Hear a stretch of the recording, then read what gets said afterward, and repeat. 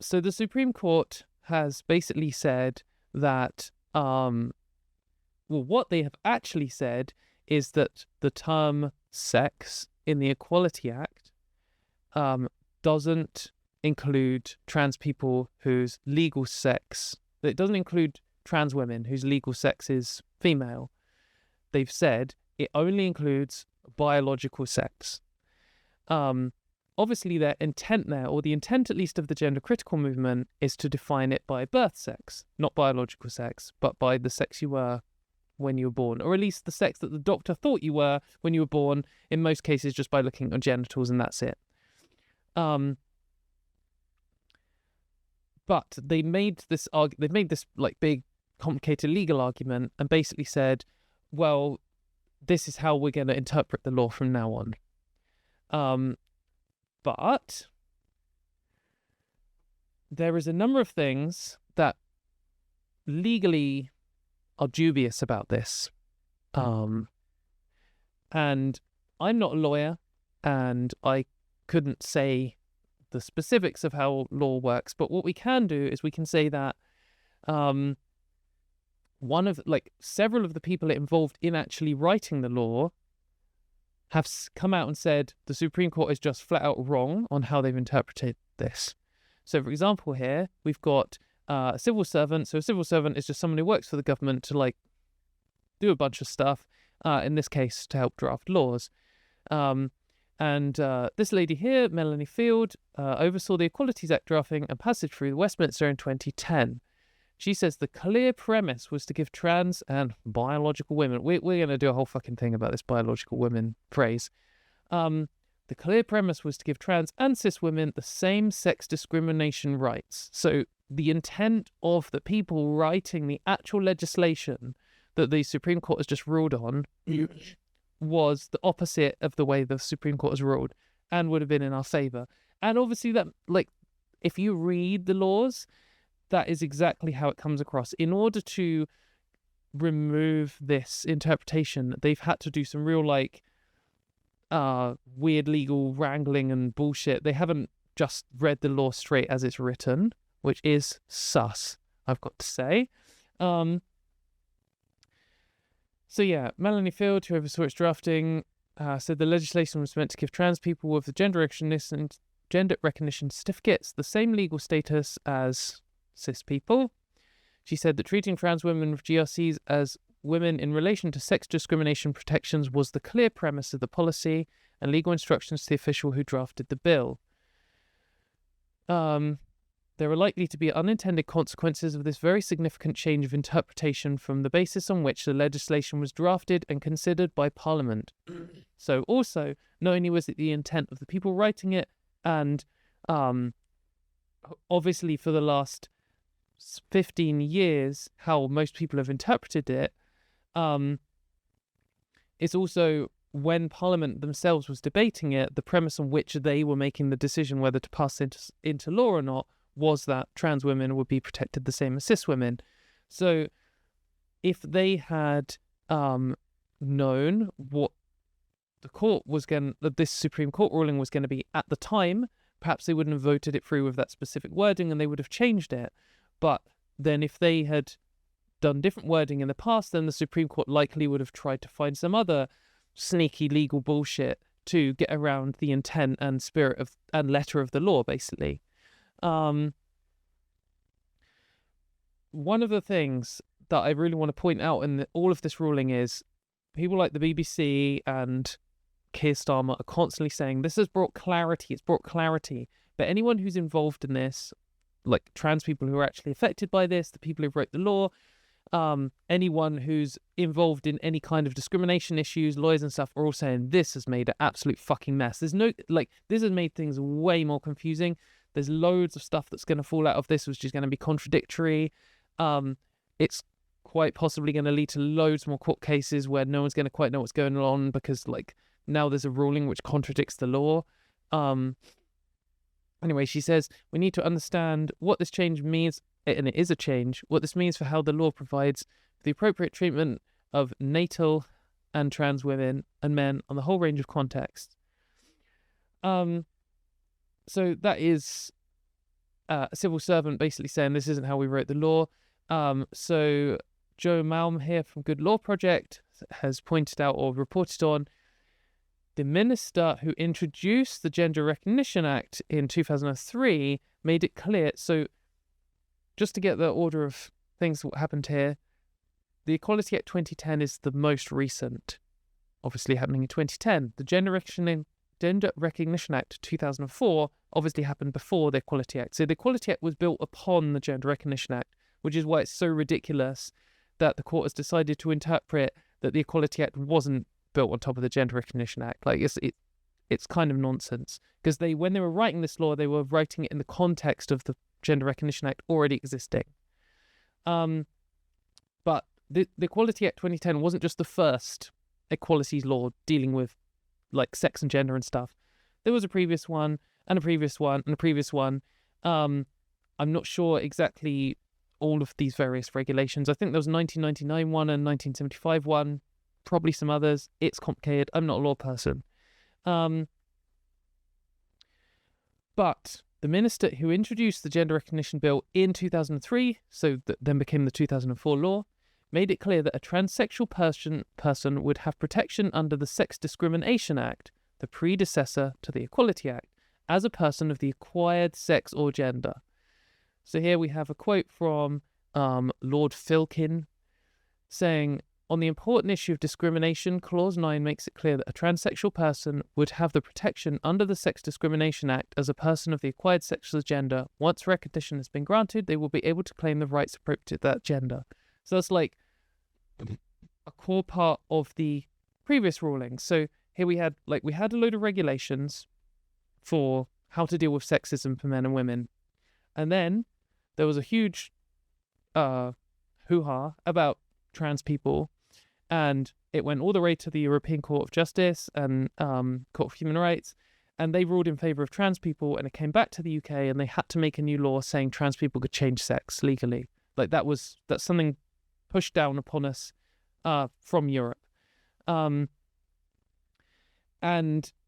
at the time, they then built upon the sex discrimination laws they already had and said, oh, we intend for the Gender Recognition Act to allow trans people to legally get protections. And then when they built the Equality Act on top of those, they were merging those things and updating them. And the Supreme Court has somehow managed to dodge past how the Equality Act was written and how it was intended by the people writing it and how it was interpreted by the people who voted on it at the time.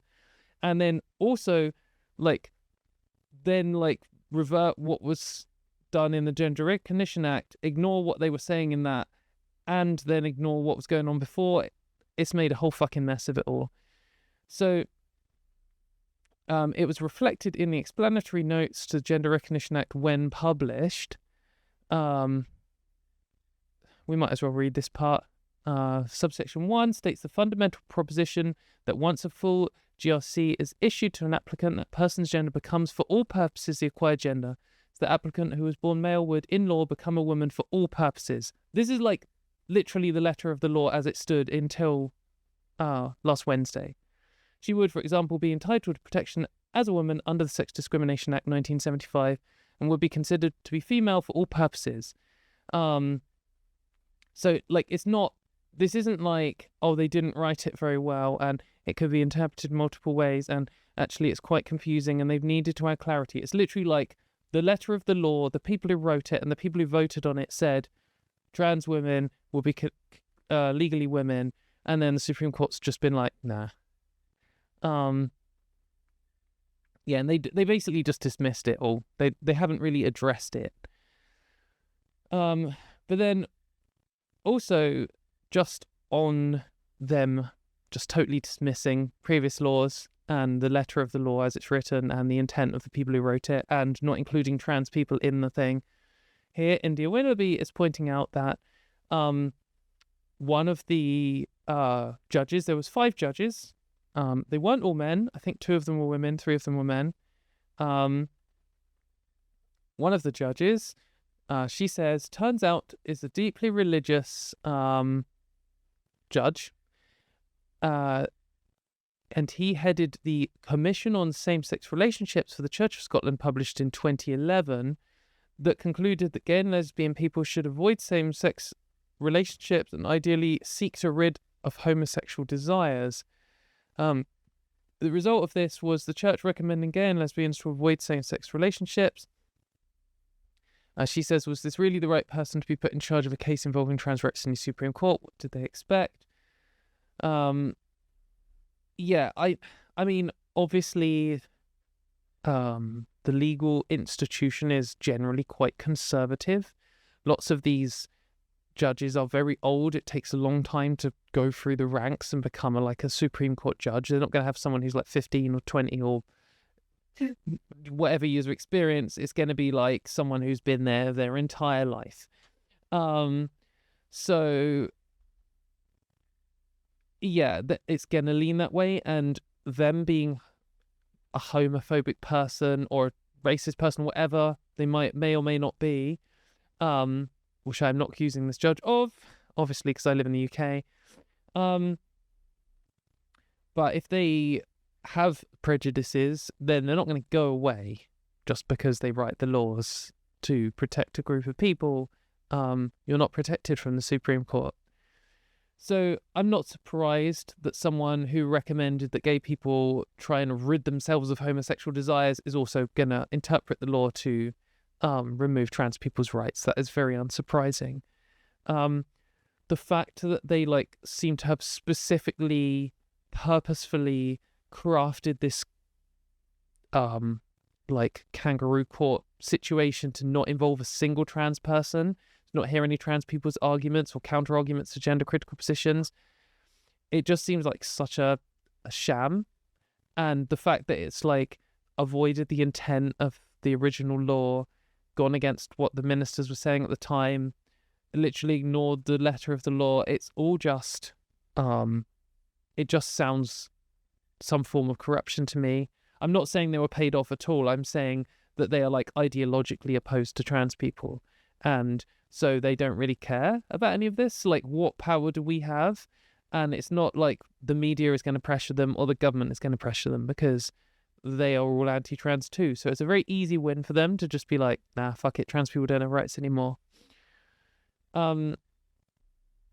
So yeah, this isn't you have to remember that these courts are made up of humans with prejudices. And if you get, it's not hard to find 5 people in a room, especially in the legal profession, who are anti-LGBT. And if this was a case where they had a court case and they had equal representation between trans people and transphobes, and they had heard from arguments from both sides, and they had maybe talked to the people who wrote the laws to see what they were intending, and read the explainer notes without instantly dismissing them, and then concluded against trans rights, obviously I would be upset and oppose it, but it would at least look more credible. I would feel like it would be a decision that would garner some kind of respect, at least when everyone's involved. But when it's so clearly some garbage setup where we weren't even allowed to be involved in our own rights, and the people who wrote it weren't, they ignore the letter of the law. I don't know, I just don't respect this result. It just seems like garbage to me. Obviously, they have the power and I don't have the power. What I think is absolutely meaningless. But I do think that all of these institutions are just entirely built on trust. And what we're seeing in the USA at the moment with their Supreme Court, and their whole fucking government, is that if you start doing things that are clearly unjust and appear corrupt to people, then people will lose respect in those institutions, and that damages not just those institutions but the whole country. And the fact that trans people in the UK are so powerless and ignored and maligned and don't have much of a voice means that there won't be, this isn't going to cause huge institutional damage to the Supreme Court in a way that will like destroy it or anything. But it's just like a crack for a lot of people where they're like, oh, the Supreme Court ruled this and they did this kind of set up fake bullshit trial where no trans people were involved. Ooh, maybe our Supreme Court is garbage too. Like, you hear stuff about the American Supreme Court all the time, you're like, oh man, these judges seem like just insane. But you never really hear about the UK Supreme Court one, so you just kind of, well, you do sometimes, but you just kind of feel like it's just chugging along and dodging politics a bit, and now you're like, oh, okay. And, obviously this is me from quite a privileged position where I haven't had my rights already resolved by the Supreme Court. And maybe if you're a part of a group who has, you've already realised they're corrupt or not. Who knows? But, yeah, I mean, this wasn't a fair case where everyone got to hear their side of the argument. No one could argue that. Yeah. So, what's everyone saying? The US courts are looking better than ours right now. Trump is just ignoring them. I don't know whose courts are looking worse. I don't know whose country's looking worse. I do feel like America has maybe got further to fall and is falling apart faster. But we're already further down the ramp on some things and not as far down on other things. And if America starts putting the brakes on right now, they might not fall as far as we already are. I don't know. It's hard to say. But I don't respect the American Supreme Court in the slightest. I think that it's a bunch of fucking wackos. And when you hear that something is going to the Supreme Court, I just think, oh, they're just going to rule in favour of the most evil and insane position possible. I never used to think that about the UK Supreme Court, and now that is how it feels.